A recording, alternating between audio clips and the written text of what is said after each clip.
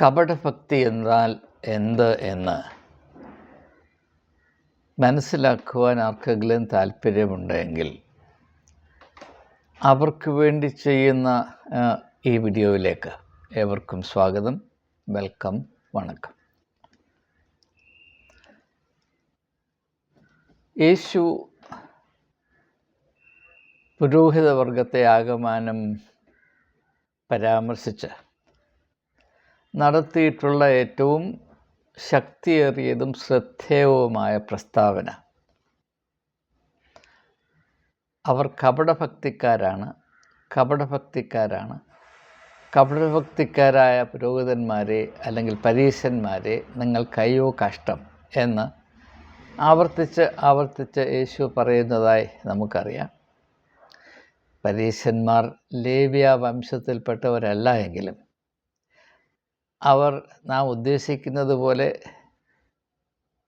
പുരോഹിത പ്രവൃത്തി നിർവഹിക്കുന്നവരല്ല എങ്കിലും അവർ പൗരോഹിത്യ വൃത്തിയോട് ചേർന്ന് നിൽക്കുന്നവരും നിലവിലിരിക്കുന്ന മതസംവിധാനത്തിൻ്റെ നെടുന്തൂണുകളായി പ്രവർത്തിക്കുന്നവരുമാണ് എന്നത് ആർക്കും നിഷേധിക്കുവാൻ കഴിയാത്ത യാഥാർത്ഥ്യമാണ്.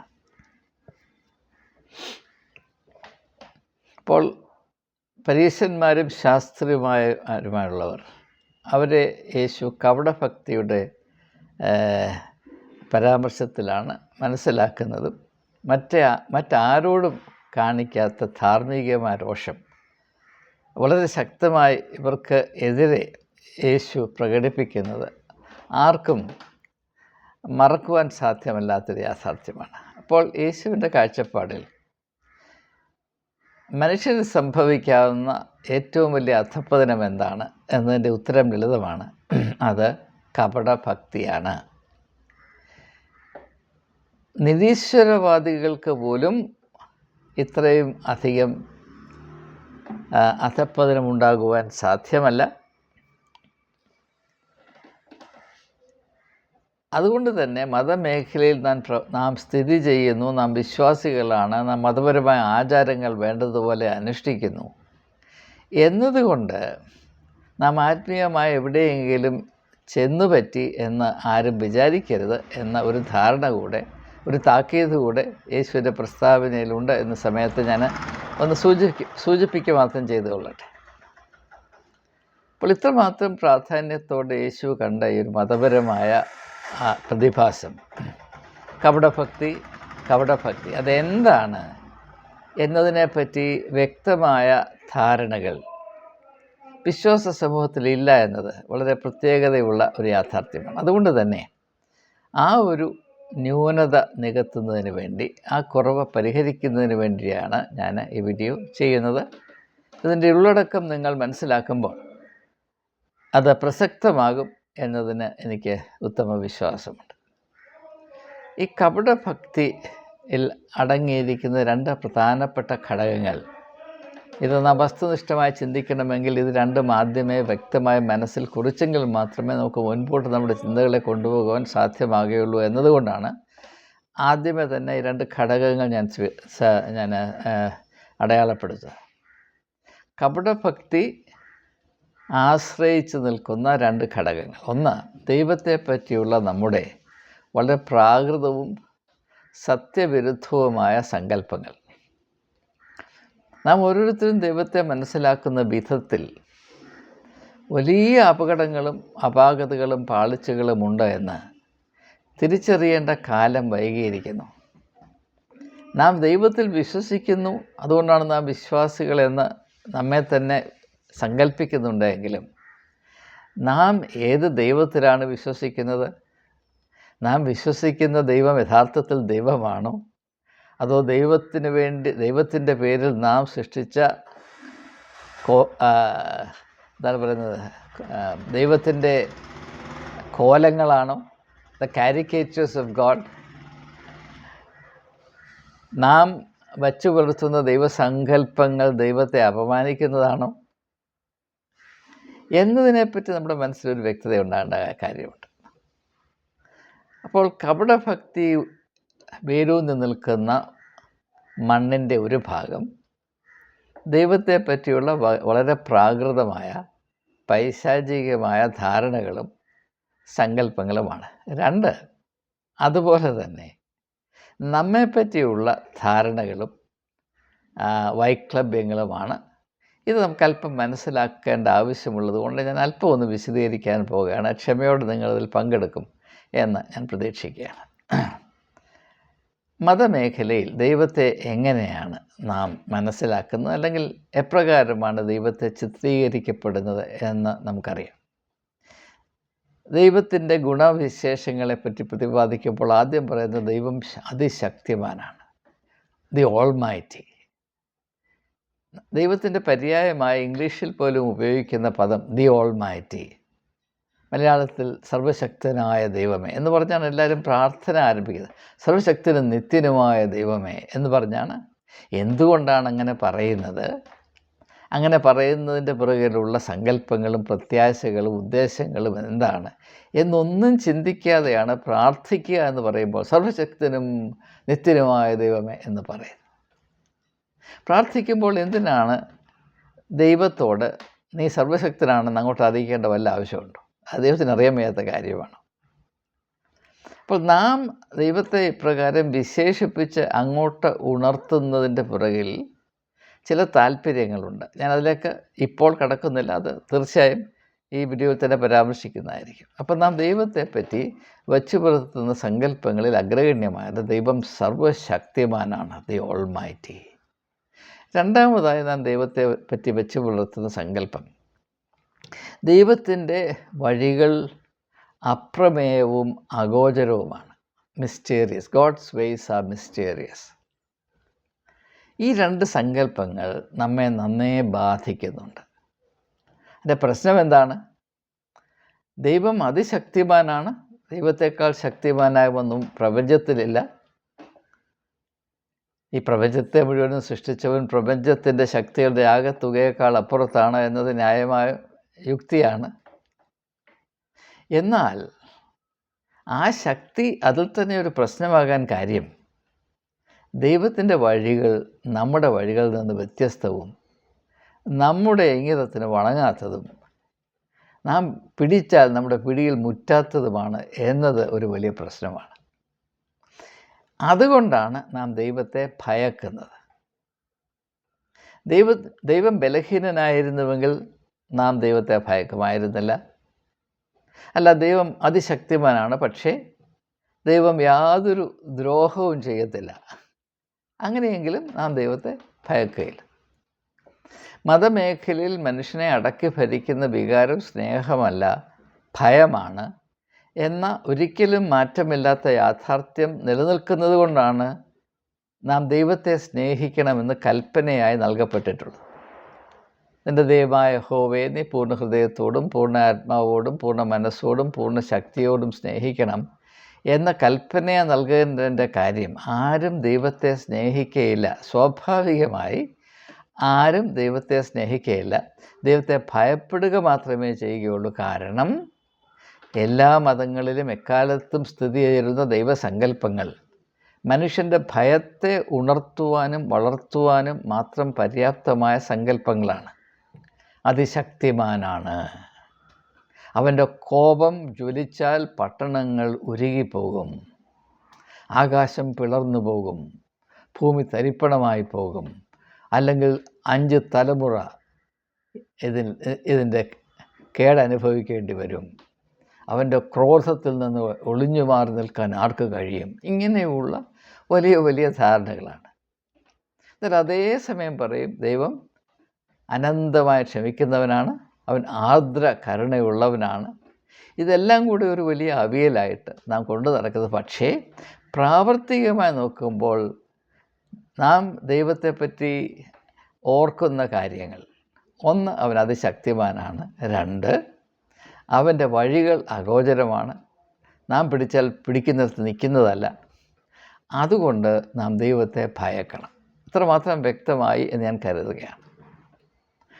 അങ്ങനെയെങ്കിൽ ഇനി 3-ാമത്തെ കാര്യം, ഈ അതിശക്തിമാനായ ദൈവം വലിയ വലിയ നാശനഷ്ടങ്ങൾ വരുത്തുവാൻ അധികാരവും കഴിവുമുള്ള ദൈവത്തെ പ്രീതിപ്പെടുത്തി നിർത്തുക നമ്മുടെ വലിയ ഒന്നാമത്തെ ആവശ്യമാണ്. ഏറ്റവും അഗ്രഗണ്യമായ ആവശ്യമാണ് ഈ ദൈവത്തെ പ്രീതിപ്പെടുത്തി നിർത്തുക.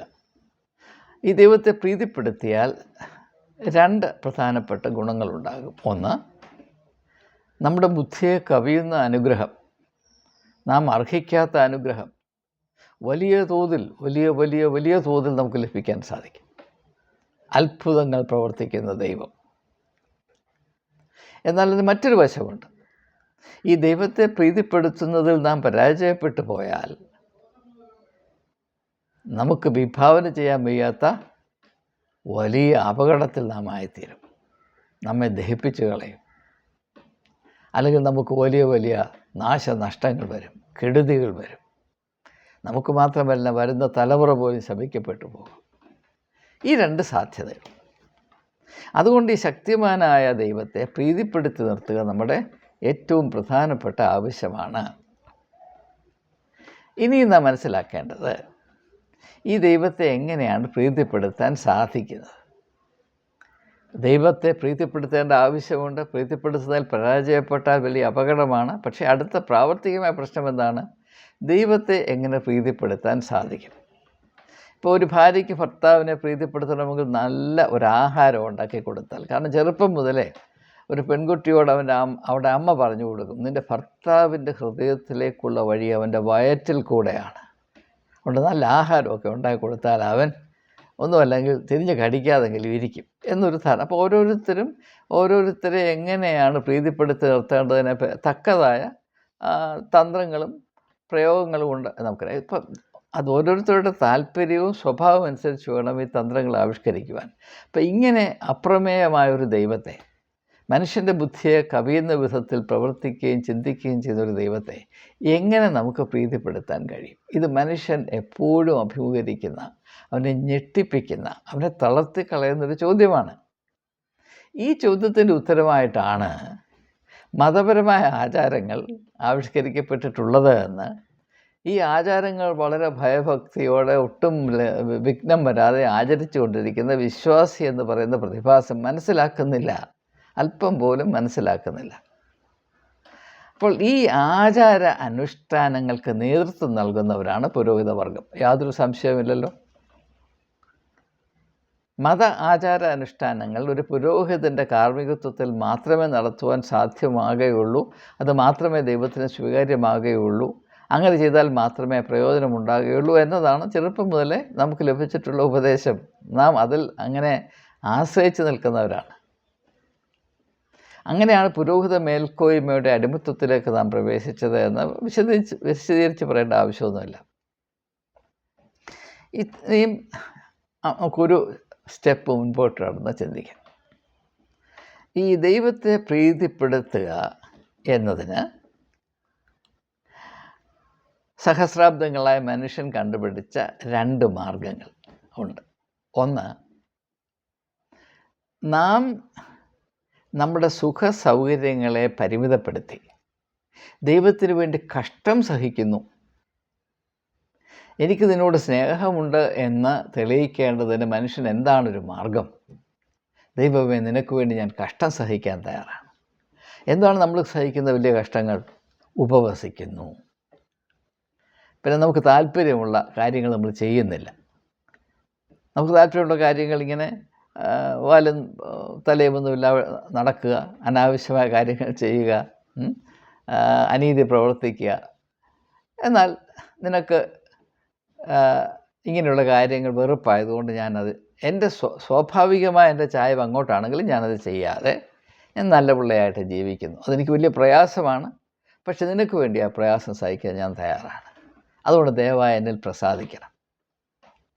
അപ്പോൾ ഞാൻ കഷ്ടം സഹിക്കുന്നു, എൻ്റെ സുഖ സൗകര്യങ്ങൾ ഞാൻ ചുരുക്കുന്നു. അതാണ് ഈ അസെറ്റിക് വേ ഓഫ് ലൈഫ്. ഇപ്പോൾ ഒരുത്തനൊരു പുണ്യാളനാണെന്ന് പറയുമ്പോൾ, ഇപ്പോൾ പരിമല തിരുമേനിയെ പറ്റി നിങ്ങൾ ഏതെങ്കിലും ഒരു ഓർത്തഡോക്സ് സഭയിലെ വിശ്വാസിയോട് ചോദിച്ചാൽ പറയും, പരിമല തിരുമേനി ഒരു ദിവസം 2 ആഹാരം മാത്രമേ കഴിച്ചിരുന്നുള്ളൂ. അദ്ദേഹം നോയമ്പ് വളരെ കൃത്യമായി വളരെ തീക്ഷ്ണതയോടെ ആചരിച്ചിരുന്നു. അദ്ദേഹം ലോകത്തിൻ്റെ സുഖസൗകര്യങ്ങളെയൊക്കെ ഉപേക്ഷിച്ചിരുന്നു എന്നൊക്കെ പറയുമ്പോൾ പരിമല തിരുമേനി ദൈവത്തിൻ്റെ ഇഷ്ടപുത്രനായിരുന്നു എന്ന് സ്ഥാപിക്കുന്നതിന് വേണ്ടി ഓർത്തഡോക്സുകാരനാകപ്പാടെ വിഭാവന ചെയ്യുന്ന പരിപാടി ഇതാണ്.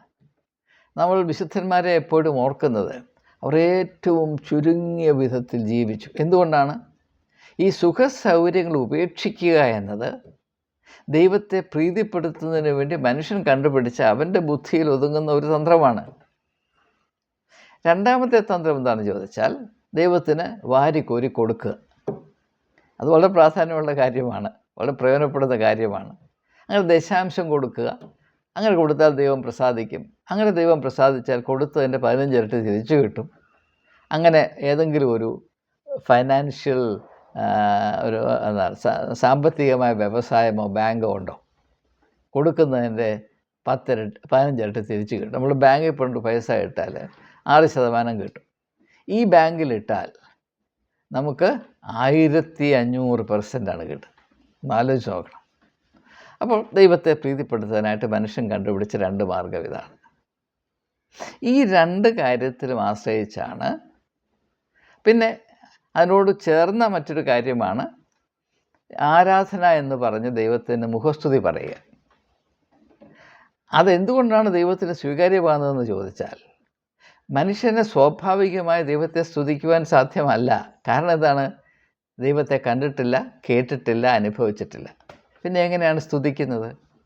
മനുഷ്യൻ്റെ സ്വഭാവത്തിന് ഘടകവിരുദ്ധമായി ദൈവത്തെ ഇങ്ങനെ സ്തുതി പറഞ്ഞുകൊണ്ടിരിക്കുമ്പോൾ അത് ദൈവത്തിന് കാതിൽ വളരെ ഇമ്പമായി അനുഭവിക്കും എന്നത് നമ്മുടെ പ്രാകൃതമായ സങ്കല്പമാണ്.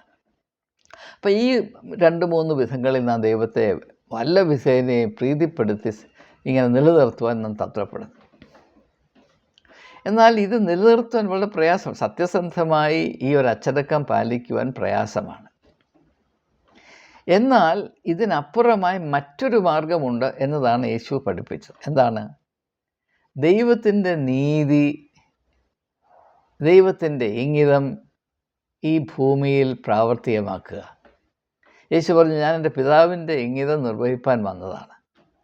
അതുകൊണ്ട് തന്നെ നിൻ്റെ ഇഷ്ടം സ്വർഗത്തിലെ പോലെ ഭൂമിയിലും ആകണമേ എന്ന് നിങ്ങൾ പ്രാർത്ഥിക്കണമെന്ന് യേശു പഠിപ്പിച്ചു. അതും നാം ഇതുവരെ പരിഗണിച്ച സമീപനവുമായി വലിയ വ്യത്യാസമുണ്ട്. ഇപ്പോൾ ഞാൻ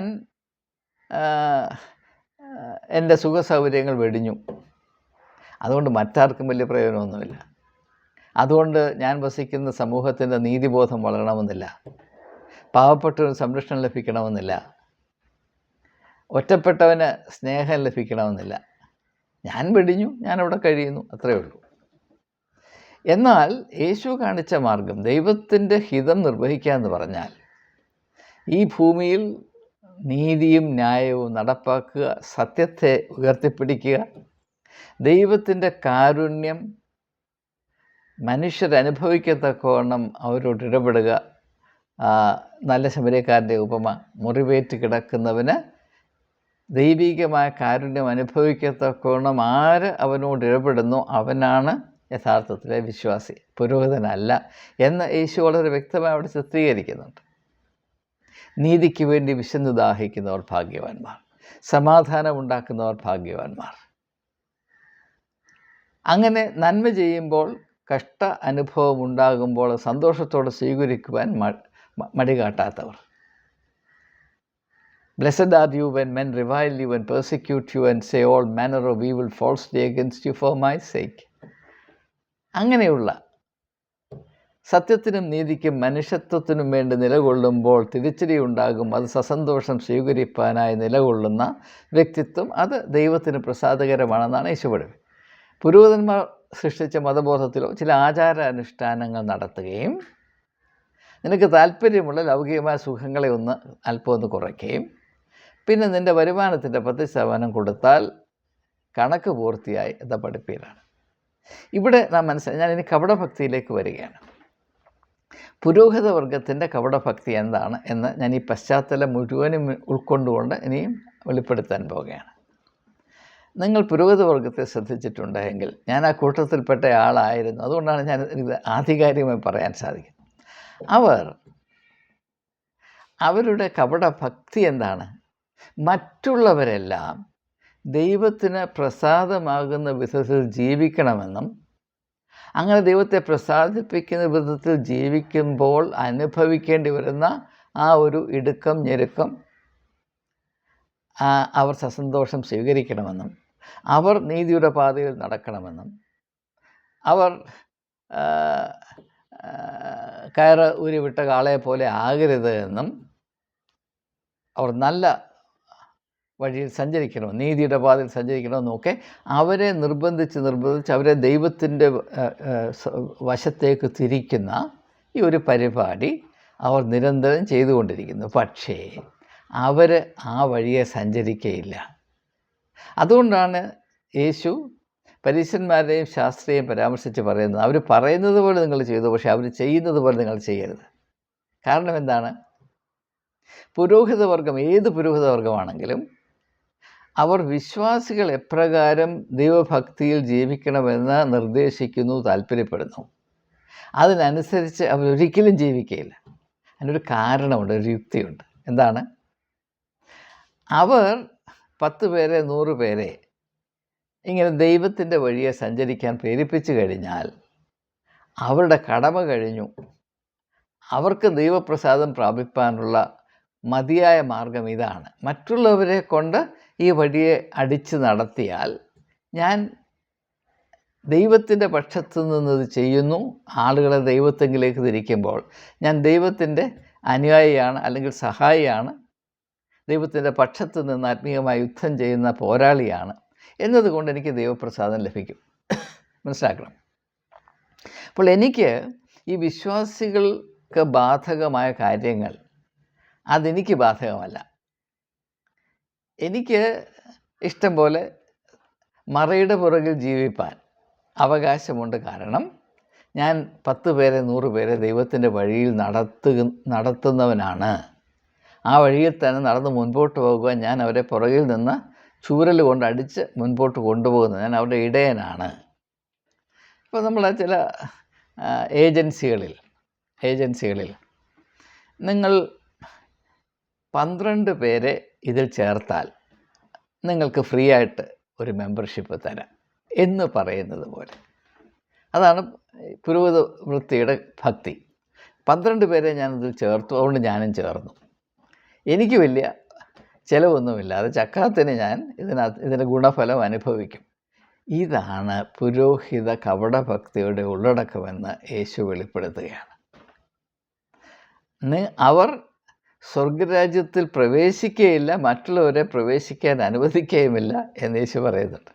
അപ്പോൾ വ്യക്തമായ യേശു പറയുന്നത്, ഇവർ പ്രസംഗിച്ച് നടക്കുന്ന ഈ കാര്യങ്ങൾ അതിൽ അവർക്ക് താല്പര്യമില്ല. പിന്നെ എന്തുകൊണ്ടാണ് അവരുടെ ആവേശത്തോടെ ഈ പ്രസംഗിച്ചും ആളുകളെ ദൈവത്തെങ്കിലും അടുപ്പിച്ച് നടക്കുന്നതെന്ന് ചോദിച്ചാൽ, അങ്ങനെ 10 പേരെ 100 പേരെ അടുപ്പിച്ച് കളഞ്ഞാൽ, ദൈവത്തോട് അടുപ്പിച്ചാൽ ഞങ്ങൾ അത് ചെയ്തത്, അതുകൊണ്ട് അതിൻ്റെ ഗുണഫലം ഞങ്ങൾക്കും കൂടെ കിട്ടും എന്ന പ്രത്യാശ, ആ ഒറ്റ വിശ്വാസ പ്രമാണമേ പുരോഹിതവർഗത്തിനുണ്ടാകുകയുള്ളൂ.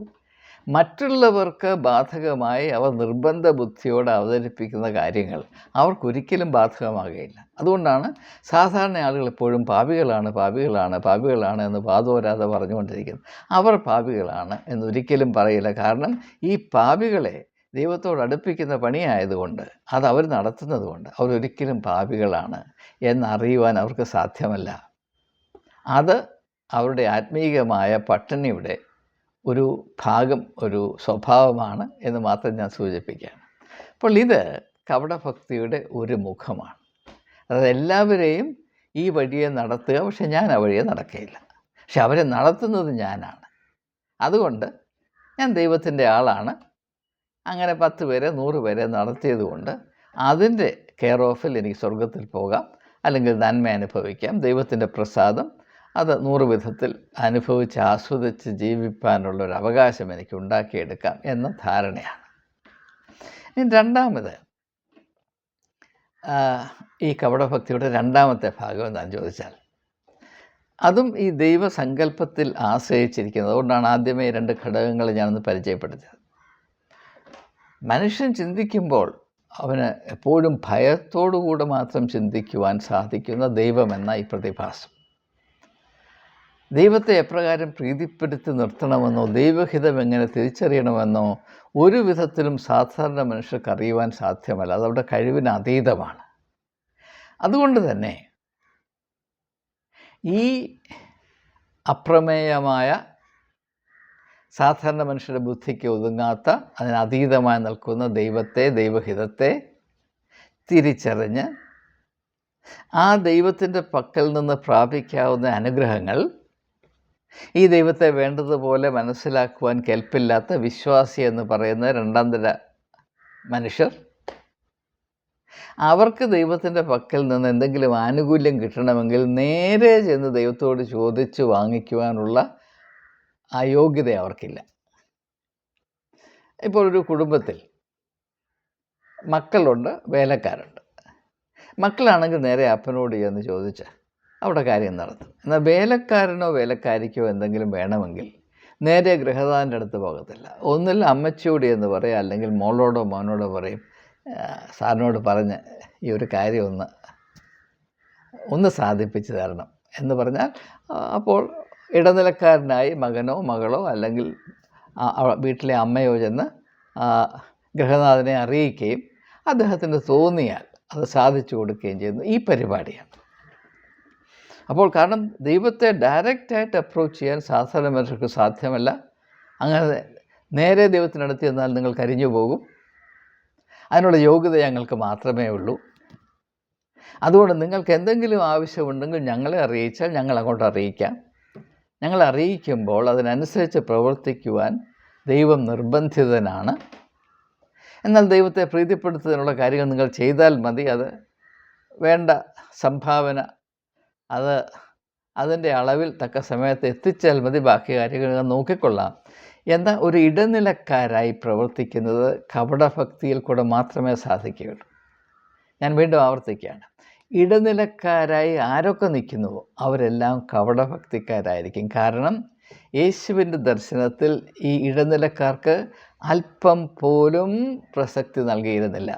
Jesus did not leave the slightest room for mediators, the middle men. നിങ്ങൾ 4 സുവിശേഷവും ഒന്ന് പരിശോധിച്ച് നോക്കൂ.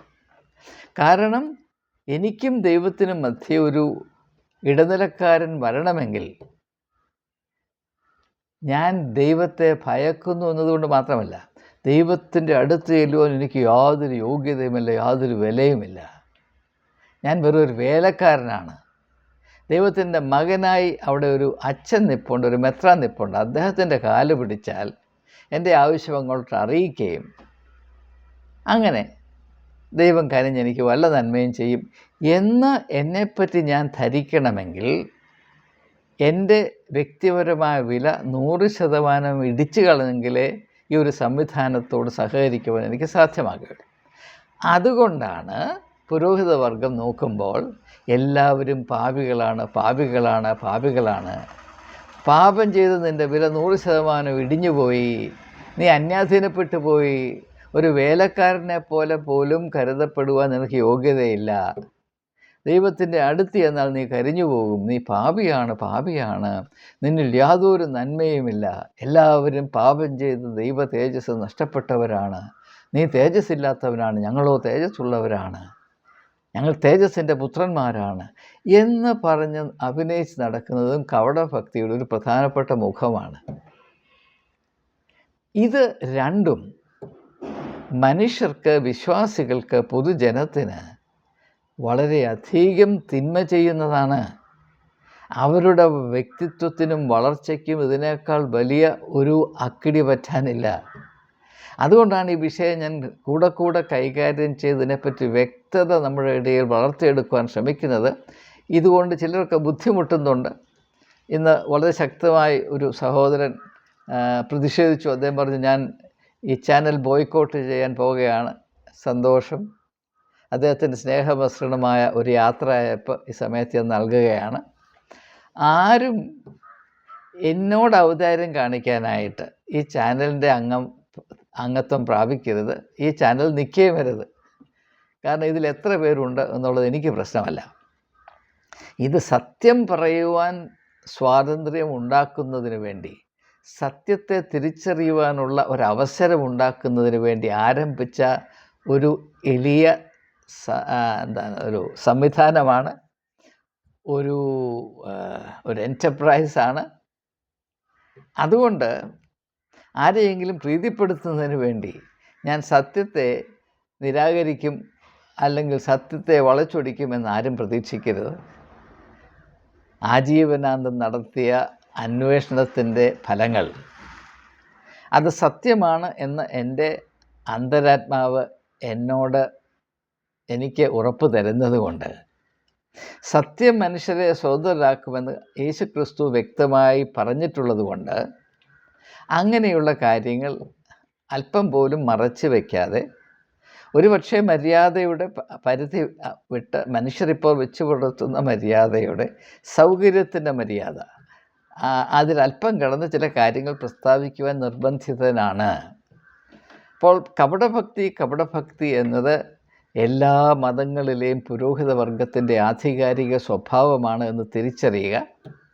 ഇവരുടെ വാല് പിടിച്ച് ആരെങ്കിലും ഈ ലോകത്തിൽ അവരുടെ വ്യക്തിത്വത്തിൻ്റെ നന്മ അന്വേഷിച്ച് കണ്ടുപിടിക്കുവാനോ, പരലോകത്തിൽ എന്തെങ്കിലും ആശ്വാസമോ പ്രത്യാശയോ വെച്ചു പുലർത്തുവാനോ അല്പം പോലും സാധ്യമല്ല എന്ന അടിസ്ഥാന സത്യം ദൈവനാമത്തിൽ ഏവരെയും അറിയിക്കുവാൻ ഞാൻ ബാധ്യസ്ഥനായതുകൊണ്ട്, എൻ്റെ പരിമിതമായ കഴിവ്, അതിൽ അടങ്ങിയ ചില കാര്യങ്ങൾ, ദീർഘനാളുകളുടെ അന്വേഷണത്തിൻ്റെ ഫലമായി അല്പം വെളിപ്പെട്ടു വന്ന ചില അടിസ്ഥാന സത്യങ്ങൾ ഏവരുമായി പങ്കിടുന്നു, അത്രമാത്രം. നിങ്ങൾ ദയവായി വലിയ പ്രെജുഡിസ് ഒന്നുമില്ലാതെ അല്പം തുറന്ന മനസ്സോടെ ഞാൻ നിങ്ങളുമായി പങ്കിട്ട ഈ വീഡിയോയിൽ കൂടെ പങ്കിട്ട കാര്യങ്ങൾ നിങ്ങളുടെ ചിന്തയ്ക്ക് വിധേയമാക്കുകയും, ഞാനിതിൽ അവതരിപ്പിച്ചിട്ടുള്ള ഏതെങ്കിലും കാര്യം വസ്തുനിഷ്ഠമായി ശരിയല്ല എന്നത് നിങ്ങൾക്ക് തോന്നിയാൽ അല്പം പോലും മടിക്കാതെ നിങ്ങളുടെ വിയോജിപ്പ് അതിൻ്റെ പൂർണ്ണതോതിൽ പൂർണ്ണ ശക്തിയിൽ രേഖപ്പെടുത്തിയാൽ അത് പ്രയോജനം ചെയ്യും. അതിനെ ആസ്പദമായി മുൻപോട്ട് ചിന്തിക്കുവാനും, എൻ്റെ ഭാഗത്ത് തെറ്റുണ്ട് എങ്കിൽ അത് തിരുത്തുവാനും, അല്ല ഞാൻ അവതരിപ്പിച്ച കാര്യങ്ങളിൽ അവ്യക്തതയുണ്ടെങ്കിൽ അത് കുറച്ചുകൂടെ വ്യക്തമാക്കുവാനുമുള്ള അവസരങ്ങൾ അത് പ്രദാനം ചെയ്യും എന്നും കൂടെ സൂചിപ്പിച്ചുകൊണ്ട് വാക്കുകൾ ഉപസംഹരിക്കുന്നു. ഇതിൽ സഹകരിക്കുന്ന ഏവരോടുമുള്ള നന്ദി ഞാൻ ഈ സമയത്ത് രേഖപ്പെടുത്തുകയും ചെയ്യുന്നു.